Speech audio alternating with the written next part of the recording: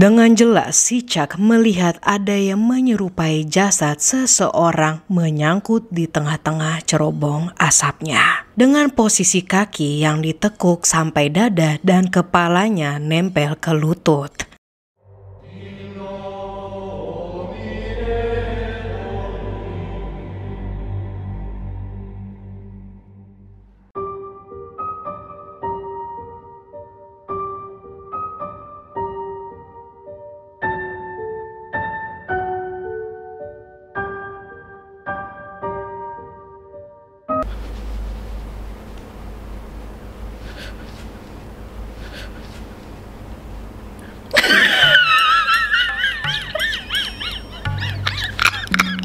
Ini ceritanya Christmas edition, jadi kayak Winter Wonderland. Winter dari mana? Fake it till you make it.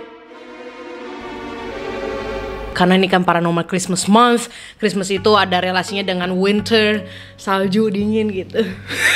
Bitch, are you dumb? Pardon me? Are you dumb? I think she's dumb. Enough about me, yo. Kalian udah lihat di judul thumbnail kan, gue lupa sama intro gue. Hey guys, Vegets, apa kabar? How are you hari ini? Welcome back to Paranormal Christmas Month.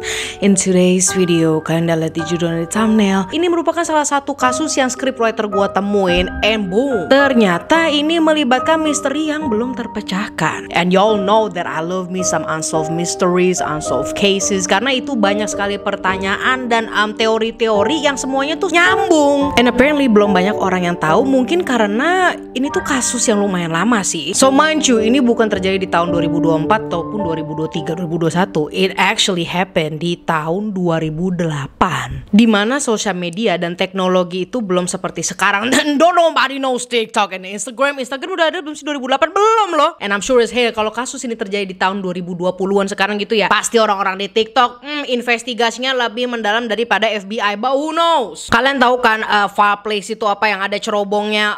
Gue kasih lihat aja fotonya. Nah inilah yang mau gue bahas. Kalau di Indonesia kan orang jarang punya ya. Orang kita panas di sini. Who the hell needs fireplace? Kayak kecuali kalau kalian tinggal di daerah yang dingin gitu kan, like Bandung, Puncak, you can hit there. Yeah, you rich. But obviously ini kasus bukan dari Indonesia. Gue langsung masuk aja deh. Here's Paranormal.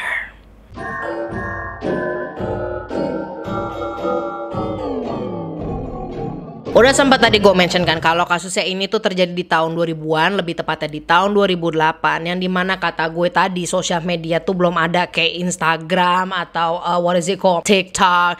Kalau nggak salah Twitter udah ada sih, Twitter sama Facebook udah tuh. Tapi kalian inget gak di tahun itu ada juga yang namanya MySpace. Di sini ada yang sempat ngerasain MySpace gak? Gue kayaknya terlalu bocil dan gak punya akses ke MySpace, so I never ngerasain punya MySpace. Kalau kalian pernah punya, drop in the comment section. I want to know kayak apa sih MySpace. So anyways, pada saat itu dengan ramenya fenomena sosial media, dimana sebagian besar anak muda itu lagi seru-serunya kan tuh bikin MySpace, Facebook, dan ada deh tuh satu dari sekian banyak anak muda yang berusia 18 tahun namanya Joshua Maddox yang lebih memilih untuk main keluar, menikmati alam, pegunungan yang ada di Pike National Forest, ya lingkungan hutan-hutan gitulah yang mengelilingi kota kecil di Colorado Springs bernama Woodland Park. Nah bagi Joshua, atau kita panggil Josh aja lah sekarang ya, hutan-hutan ini tuh udah jadi sumber relaksasi atau tempat ngecilnya dia lah. Apalagi setelah si Josh ini ditinggal sama kakaknya yang namanya itu Zach 2 tahun lalu, jadi itu 2006.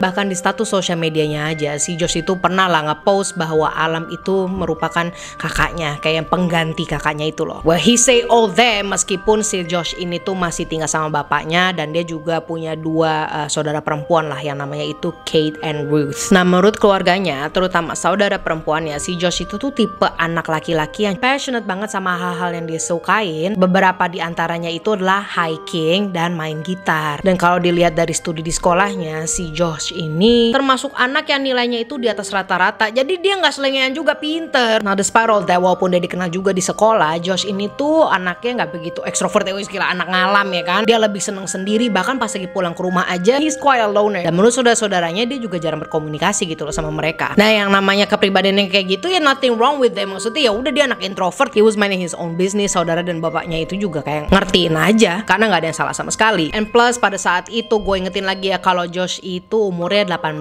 tahun. Dan si bapak mikirnya ya emang kalau orang tua luar negeri mah mikir 18 tahun tuh udah dewasa, udah lepas aja gitu loh. Kalau gue orang Asia, gue nggak tahu ya kalau orang tua kalian ya sebagai cewek Indonesia gitu, mereka masih mikir kalau gue itu bocah sampai umur gue ya 20 something. Nggak kayak orang tua bule ataupun orang tua kalian. I don't know, it's just me probably. And so what happened? Pada suatu hari lah si Josh ini pergi seperti biasanya. Lalu dia tidak ada kabarnya lagi. As a matter of fact gini, beberapa bulan sebelum Josh ini nggak pulang, saudaranya itu memang bilang kalau si Josh itu lagi sering-seringnya nih main gitar sama ngeband sama teman-temannya. And at some point si Josh itu juga bilang lah ke saudari-saudarinya ini kalau dia itu punya mimpi ingin menjadi musisi seperti di kota besar di New York atau Los Angeles. Ditambah lagi kalau si Josh ini punya traits outdoorsman, outdoorsy banget. Seperti biasa cabutlah si Josh ini ya kan. Keluarganya juga nggak ambil pusing ketika si Josh gak ada di rumah. Mereka udah menganggap itu semuanya biasa aja. Oh iya dia lagi keluar ntar juga pulang. Nah kepergiannya Josh ini yang dianggap hal biasa dan dikira bakal pulang dalam waktu dekat malah berujung dengan si Josh ini yang gak balik-balik selama berminggu-minggu, selama berbulan-bulan hingga bertahun-tahun. Udah sampai tahunan pun keluarganya Josh tidak ada rasa cemas sama sekali dan masih berpikir positif tentangnya. Keluarga Josh menyatakan seperti ini. Ya dia lagi keluar kota untuk mengejar cita-citanya menjadi musisi. Nanti kalau sudah sukses atau sudah tercapai juga bakal balik. Pokoknya kepercayaan keluarga si Josh ini tuh besar banget lah. Terus sebelumnya juga si Josh ini tuh bilang kan kalau dia itu mempunyai mimpi pengen menjadi musisi di kota besar. Lah gua nggak ada kabar sehari doang nih, sehari gue nggak ada kabar. Lo mau tahu nggak? Keluarga gue sampai nelponin penjaga area Denpasar. Maksud gue Bu Depri. Cut the cameras. Dead end. Again ya, emang setiap orang tua itu beda. Jadi gini-gini, bukan karena keluarga si Josh itu jahat atau nggak peduli, tapi mereka tuh ya safe to say orang barat ini mempunyai budaya yang tadi gue bilang. Ketika kalian udah umurnya 18 tahun, mereka tuh udah ngelepas aja kayak, Mam, gue bakal tinggal di daerah Colorado. Ibunya juga nggak bakal nanya uang dari mana nak, emang pakai uang siapa, nanti kamu tinggal sama siapa. Nggak ada ya, kayak oke, go ahead son, go ahead daughter. Bener-bener 18 tahun, you live your own life. Gak usah orang barat dah. Nih gue tahu nih anak-anak mix yang tinggal di Indonesia aja umur belum 18 tahun, umur 15 tahun pun aja udah dibolehin loh ya vacation, anjing. Yang sekolahnya masih SMP tapi karena udah punya pacar, mereka vacation anjir. Dibolehin sama orang tua. Mendingan gue jadiin anak gue wibu daripada vacation. Kan gue malah maaf ya, pasti pendatang baru kesel sama gue tuh orangnya kayak begitu. Ngebahasnya paranormal malah ke konten malicious ya. Oke, balik lagi ke kasus yang tadi seperti gue bilang kan. I mean that's the culture, kebudayaannya mereka. Josh cabutlah dari rumah itu di bulan Maret 2008. Nah setelah bertahun-tahun gak ada kabar, akhirnya ada juga deh nih kabar dari Josh di bulan Agustus tahun 2015. Apakah dia berhasil menjadi musisi?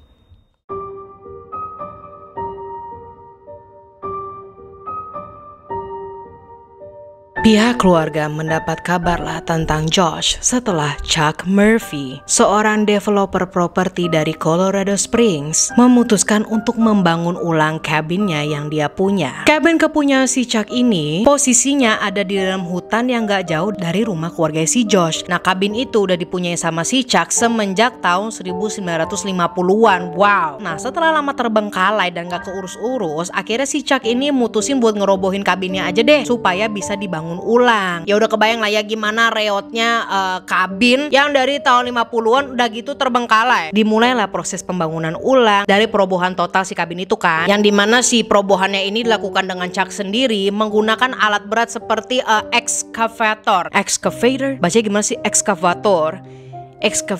Ya itulah. Ya udah kan tuh alat beratnya bekerja roboh pelan-pelan tembok ke tembok sampailah ke bagian cerobong asap. Begitu cerobong asapnya diruntuhin, dengan jelas si Chuck melihat ada yang menyerupai jasad seseorang menyangkut di tengah-tengah cerobong asapnya. dengan posisi kaki yang ditekuk sampai dada dan kepalanya nempel ke lutut. Dari sini otomatis si Chuck ini berhenti, langsung telepon pihak kepolisian. Polisi nurunin jasadnya sekaligus menghubungi county coroner. Sampai sini kita udah paham ya kalau jasad yang dimaksud itu memang beneran orang. Tinggal masalah identitasnya itu belum diketahui. Karena ternyata jasadnya ini udah dalam kondisi tinggal tulang belulang. Hasil otopsi dan investigasi mendalam lewat dental records menunjukkan kalau identitas dari jasad yang ditemukan ini sama Chuck adalah Joshua Vernon Maddox alias Josh, anak 18 tahun yang disangka-sangka cabut dari rumah untuk mencapai mimpinya jadi musisi besar. Awalnya kejadian tragis ini dinilai sebagai kecelakaan. Percaya nggak percaya nih, kasus orang kejebak dalam cerobong api itu di Amerika Serikat banyak banget masalahnya. Apalagi setelah diketahui hasil otopsinya yang lebih detail di mana badannya si Josh itu nggak ada tanda-tanda abis dipukul, no fractures di tulangnya atau tusukan, apalagi luka tembak. Kemungkinan lain misal si Josh ini meninggal dunia akibat dehidrasi atau kedinginan juga. Masalahnya begini, tanda-tanda yang bisa indikasi tersebut udah gak bisa ditemui sama coroner dengan ilmu sehebat apapun. Jadilah kasusnya si Josh ini resmi sebagai kecelakaan. Tapi apa iya kecelakaan? Satu hal yang bikin si Chuck ini gak percaya, ya dia masih ragu, adalah fakta di mana cerobong asap tempat ditemuinya jasadnya si Josh itu dibuat belakangan di tahun 1990-an dan udah dilengkapi dengan semacam tralis jaring-jaring begitu di atasnya untuk ngalangin binatang-binatang lah biar nggak masuk gitu kan. Dengan adanya tralis itu muncullah teori dari Chuck yang mikir kalau kecil banget tuh kemungkinannya si Josh jatuh atau masuk dari atas, toh itu tralisnya masih intact. Jadi kalau nggak dari atas ya karena ada tralis, berarti kemungkinan lainnya adalah si Josh masuk dari bawah dong, ya kan, dari si api unggun dari fireplace-nya itu. Tapi ada tapinya lagi nih. Kalau dari bawah, apa iya si Josh itu masuk dari bawah dengan posisi kaki duluan? Ngerti gak maksud gue? Soalnya pas ditemuin nyangkut, posisinya itu kaki di atas, kepalanya di bawah. Semoga gue bisa ngasih lihat klipnya ya. Nah, karena kepala kalian udah anget, selain teori atau kejanggalan tersebut, masih ada lagi kejanggalan yang lain. Ketika ditemuin, si Josh itu dalam keadaan gak pakai bawahan apa-apa, termasuk daleman dan kaos kaki. Josh cuma pakai atasan kaos tipis. He did not wear any pants at all. Gak ada celana dalam, bener-bener gak pakai apa-apa. Kedua adalah pakaian Josh. Mulai dari celana dalam, sepatu, kaos kaki, dilipat rapi dan disembunyikan di samping fireplace. Ketiga, ada papan yang dicabut paksa dari tembok luar, sengaja ditaruh di depan fireplace-nya, kayak ditutup gitu loh, kebayang gak lo? Mungkin ya dengan maksud mau menghalangi akses orang naik dari atas, ya via cerobong asap itu kan di atas atap. Namun si Chuck itu bilang bukan dia yang naruh sama sekali. Keempat, di antara tahun 2008 hingga 2015, Chuck yang mempunyai kabin tersebut memang jarang datang ke kabin, dan sesekalinya datang, dia dengan anehnya gak pernah sama sekali nyium bau gak enak atau bau mayit. Dan yang terakhir adalah datang dari postingan Reddit. I know baby. Reddit itu adalah suatu aplikasi yang bikin gue kadang deg-degan, karena yang lo baca di Reddit nyambung ke berita TV yang disiarin minggu depan atau setahun kemudian. Like you will never know what you find on Reddit. Jadi ini gue lanjut. Nah, inilah judul postingannya. Ada yang pernah kenal sama serial killer? Apparently ini postingannya udah agak tenggelam dan lumayan susah juga gue cari screenshotannya dari awal. I only have this. Kalian bisa post untuk baca sendiri. Singkat ceritanya, si postingan ini tuh bilang kalau dia itu sempatlah ketemu sama laki-laki dorky dan hippie waktu sekolah. Laki-laki yang dimaksud itu adalah Andy Newman. Andy dan Josh ini kebetulan mempunyai hobi yang sama, yaitu main gitar. And yes, mereka ini saling kenal dan mulai main bareng lah semenjak si penulis itu lulus sekolah katanya. Gak lama setelah si Josh ini hilang, di bulan Maret 2008 ada kabar tentang si Andy yang bilang kalau dia ini telah terlibat kasus penusukan seorang bapak-bapak di New Mexico. Ingat ya, jadi si Andy ini sama Josh temenan, dan mereka berdua temenan sama si penulis Reddit ini, yang dimana si Andy juga mengaku bahwa dia sudah menghabisi nyawa seorang perempuan yang jasadnya itu disimpan di dalam barrel atau kayak tong. Mana what happened? Sebelum ditangkap di tahun 2009, si penulis sempatlah mendengar si Andy bragging atau pamer bahwa ia telah menghabisi dan menyimpan Josh ke dalam lubang. Jadi di postingan Reddit itu Andy cuma bilang, ya I put him in a hole, di sebuah lubang. As in cerobong asap kah? Namun setelah itu tidak ada jawaban pastinya lagi, karena polisi juga udah nggak mau tuh menginvestigasi kasus ini lebih dalam. Tetap ditulis sebagai kecelakaan. So at the end of the day, apakah pembunuhnya itu adalah Andy atau bukan? Coba setelah kalian tahu fakta-fakta dari kasusnya Josh ini, apa kalian masih percaya bahwa ini hanyalah suatu kecelakaan? Drop your thought in the comment section. Kita omongin bareng-bareng. How about that? I'm gonna answer your comments. And that is the case, y'all. Memang ini udah lama kasusnya, tapi it piqued my interest karena sekian banyak ya dari kasus kecelakaan orang meninggal di cerobong di cerobong api itu. It's so many, dan kebanyakan itu memang kayak burglar, ya kayak maling begitu. Tapi Andy is a different case, yang dimana ada sambungannya juga sama postingan Reddit tersebut. And mind you, postingan Reddit tersebut dibuat sebelum Josh ditemukan oleh Chuck. And I guess that is it, y'all. Thank you so much for watching Paranormal Christmas Month. I will see you when I see you. Don't forget.